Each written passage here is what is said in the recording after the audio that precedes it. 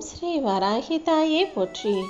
என் அன்பு குழந்தையே, இப்போதே நான் உனக்கு சவால் விட்டு சொல்கிறேன்.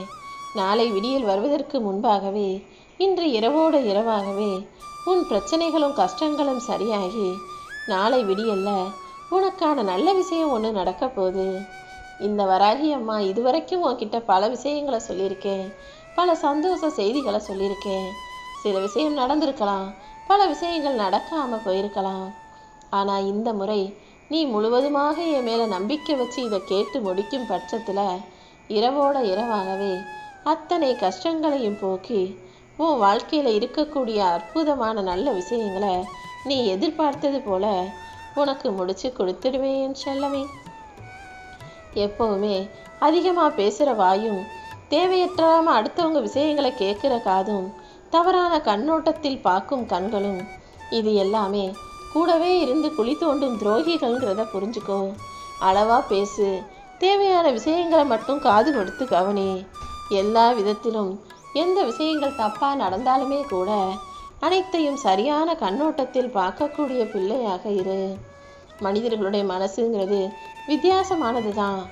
நீயே கூட உன்கிட்ட இருக்க வைரக்கல்லை உதாசீனப்படுத்திட்டு பக்கத்து வீட்டுக்காரன்ட்ட இருக்கக்கூடிய உப்புக்கல்லுக்கு ஆசைப்படக்கூடிய பிள்ளையாக இருக்கலாம். ஏன்னா இந்த உலகத்தில் எல்லா மனிதர்களும் தாங்கிட்ட இருக்கதை தாழ்வாகவும் அடுத்தவனிடம் இருப்பதை உயர்வாகவும் நினைக்கக்கூடிய ஆளாக இருக்கீங்க.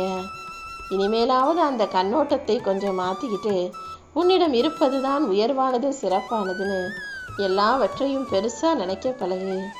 எதையோ யாரிடமோ வேண்டி கடைசியில் நிம்மதியாக இருந்தால் போதும்னு நினைக்கிற அளவுக்கு காலமும் நேரமும் உன் வேண்டுதல்களையும் நிறைவேற்றாமல், விருப்பங்களையும் நிறைவேற்றாமல், கஷ்டங்களையும் பிரச்சனையும் மட்டுமே கொடுக்குதா? கவலைப்படாத. வாழ்க்கையில் வயசு ஏற ஏற சிரிப்பு மறையும், சிந்தனைகள் வளரும். அப்படிதான் நீ இப்போ சிரிக்கிறதையே குறைச்சிக்கிட்டு எப்போ பார்த்தாலும் எதையாவது சிந்திச்சுக்கிட்டே இருக்க. சொந்த பந்தங்கள் எல்லாமே பொய்ன்னு உண்மையை உணர்ந்த நீ இப்போது எல்லா விஷயத்துக்கும் எல்லாத்துக்கும் கொஞ்சம் பயப்பட ஆரம்பிச்சிட்டதையும் நான் பார்க்குறேன் செல்லமே. வயசு ஆகும்போது இதெல்லாம் வரத்தான் செய்யும். பந்தம் விலகும், பயம் கூடும், சிந்தனை வளரும், சிரிப்பு மறையும். ஆனால் எது எப்படி இருந்தாலும் நீ சிரிப்பை மட்டும் மறைய வைக்காதே, சிரிப்பை மட்டும் குறைச்சிக்காதே. ஏன்னா சிந்தனை அதிகமாகி நீ குழம்பும் போது சிரிச்சுக்கிட்டே அதை ஒரு முடிவுக்கு கொண்டு வர வேண்டியது நீதானே. பந்த பாசம் சொந்தம் எல்லாமே உன்னை விட்டு விலகி போனாலும் நீ எப்போவுமே உன்னை சந்தோஷமாக சிரித்த முகத்தோடு வச்சுக்கோ. உன் மனசில் நீ எதை நினச்சி பயப்படுறியோ அந்த விஷயத்தை சரி செஞ்சு உனக்கு சந்தோஷத்தை தருவதற்கு இந்த வராகியம்மா தயாராக இருக்கேன்.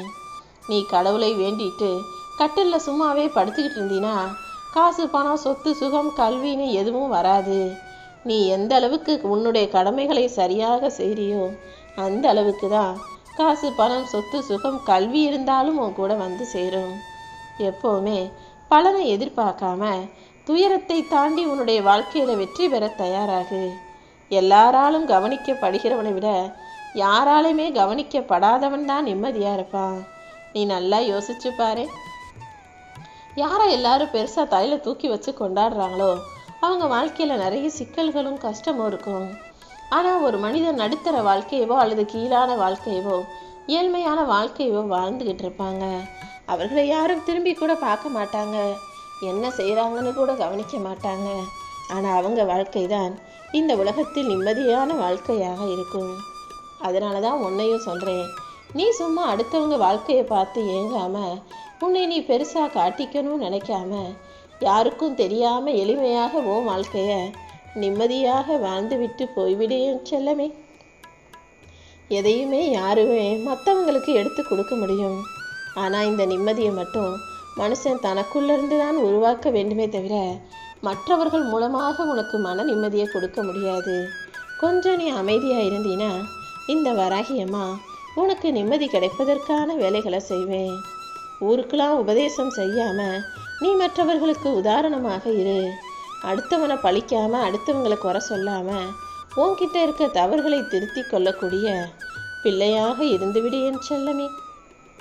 வலிமையும் தைரியமும் உள்ளவர்களுக்கு வலியை தாங்கக்கூடிய சக்தி இருக்கலாம். ஆனால் அதுக்காக அவங்க மனசு வலிக்காமலா இருக்கும். நீ ஒருபோதும் அவங்க பெரியவங்க, அவங்க தைரியமானவங்க, அவங்க எல்லாத்தையும் சமாளிச்சுக்குவாங்கன்னு நினச்சி யாருக்கும் எந்த கஷ்டத்தையும் கடுமையான வார்த்தைகளையும் கொடுத்து விடாதே. ஏன்னா எல்லாருக்குமே மனசு இருக்கு, எல்லாருடைய இதயமும் இலகுவானதாகத்தான் இருக்கு. நீ என்னதான் அடுத்தவங்களுக்கு கஷ்டத்தை கொடுத்தாலும் அவங்க அதுக்காக கவலைப்பட மாட்டாங்கன்னு நான் உறுதி கொடுக்க மாட்டேன் என் செல்லமே. ஒரு மனிதன் எவ்வளவு பலமான வலிமையுள்ள ஆளாக இருந்தாலும் அவனுக்கு தைரியத்தை கொடுக்க வேண்டியது அவரவர்கள்தான். அதே போல அவர்களுக்கு வலியையும் வேதனையும் கொடுக்காமல் இருப்பதும் உன்னுடைய பொறுப்பு தான். முதல்ல உன்னுடைய கடமைகளை நீ சரியா செய். ஒவ்வொரு விஷயத்தையும் நீ சரியாக செஞ்சுக்கிட்டே வரும்போது அடுத்தடுத்து உன்னுடைய கடமை என்ன என்பது தானாக உனக்கு புலப்படும். இந்த உலகத்தில் தனியாக முன்னேறியவர்கள்னு யாருமே இல்லை. நீ உனக்காக உழைக்க தயாராக இருக்கும்போது, உன்னுடைய உழைப்பும் திறமையும் மிக சரியாக இருக்கும்போது சில மனிதர்கள் உனக்கு உதவ தயாராக இருப்பாங்க. அதை பயன்படுத்திக்கிட்டு அந்த வாய்ப்பின் மூலமாக நீ இன்னும் முன்னேறி வாழ்க்கையில் நல்ல நிலைமைக்கு வந்துடணும் என் செல்லமே. கடவுளை ஒரு சாதாரண கருங்கல்லிருந்து செதுக்கி அழகான கடவுளின் உருவமாக மாற்றி அதை வழிபடுகிற மனிதன் தன்னைத்தானே ஏன் செதுக்கிக்கிட்டு தன்னை பற்றி புரிஞ்சுக்கிட்டு கடவுள் போல நல்லெண்ணம் கொண்ட உருவமாக மாறக்கூடாது? ஏனோ மனிதர்களுக்கு மனசே வரமாட்டேங்குது.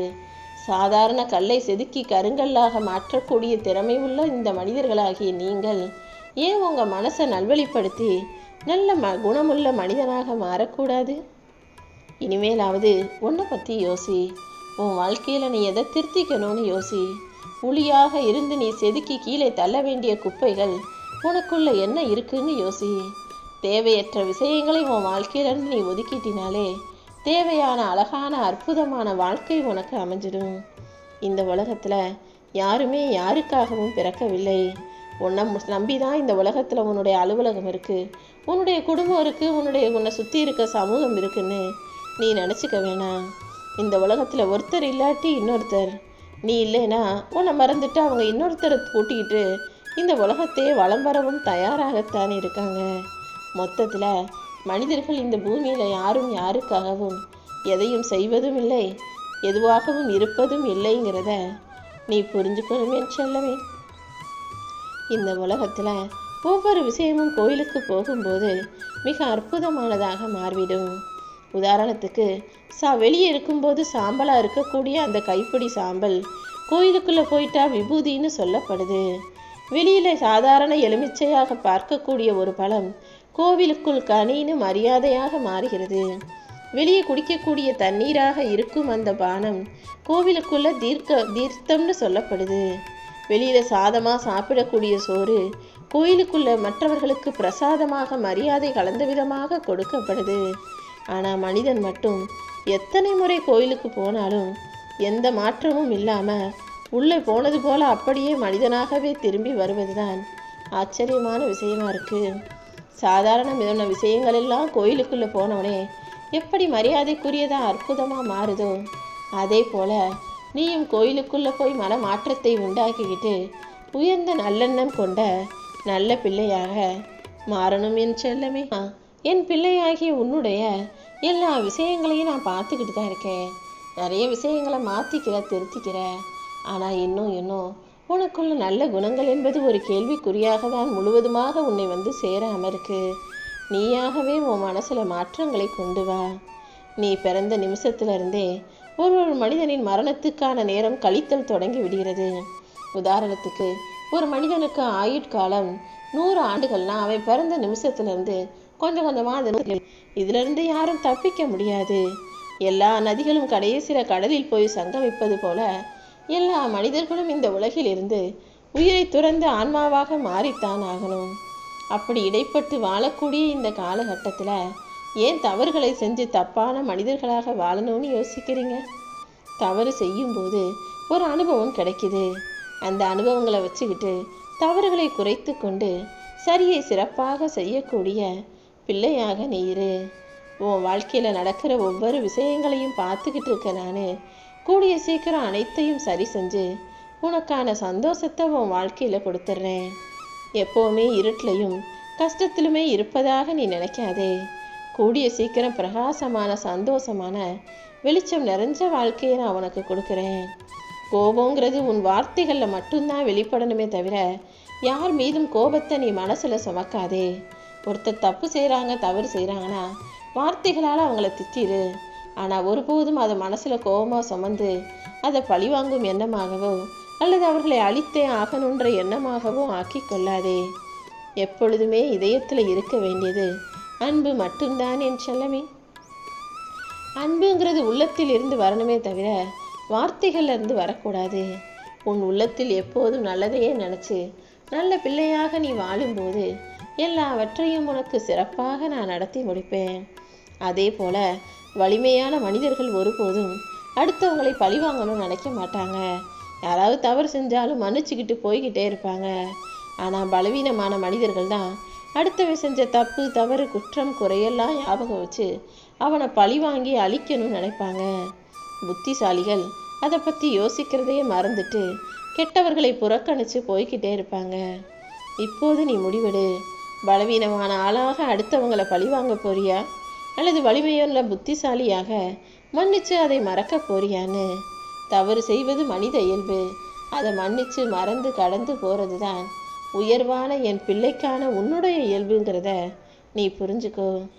இந்த உலகத்தில் ஒருத்தர் ஏதோ ஒன்று செஞ்சு ஜெயிச்சிட்டாங்கிறதுக்காக உடனே அதே போல் நம்மளும் செய்யலான்னு அடுத்தவங்க செய்கிறத பார்த்து செஞ்சு நீ முன்னுக்கு வரணும்னு அவசியம் இல்லை.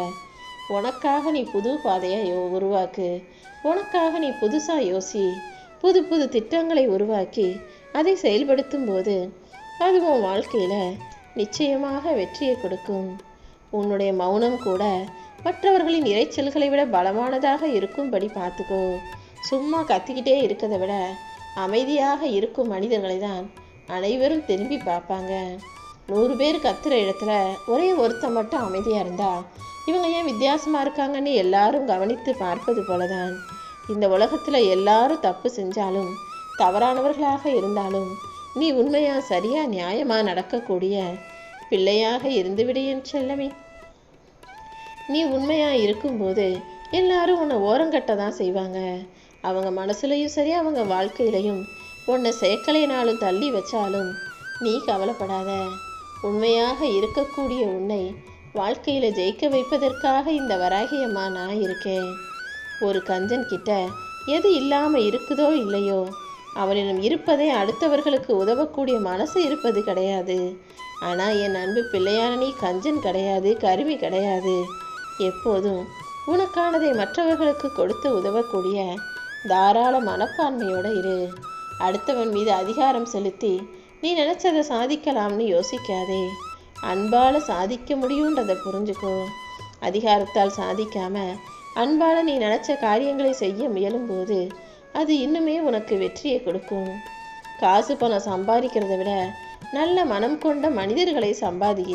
மற்றது எல்லாம் தானே உனக்கு கிடைச்சிடும். காசு பணத்தை சேர்த்து வச்சினா மற்றது எல்லாம் தானே வரும்னு சொன்னாலும் அது உண்மை கிடையாது. ஏன்னா காசு பணம் இருக்கிறவனை தேடி மனிதர்கள் வருவாங்க. ஆனால் எப்போவுமே அவன் கூட இருக்க மாட்டாங்க. அவன்கிட்ட இருக்க காசு பணம் கரைஞ்சி போனவனே அவனை தேடி வந்த மனிதர்கள் காணாமல் போய்விடுவாங்க. ஆனால் நீ நல்ல உறவுகளை சேர்த்து வைக்கும்போது அவர்கள் எப்போதும் எல்லா சூழ்நிலையிலும் என்றென்றுமே உனக்கு துணையாக இருப்பார்கள் என்பதை புரிந்து கொள்.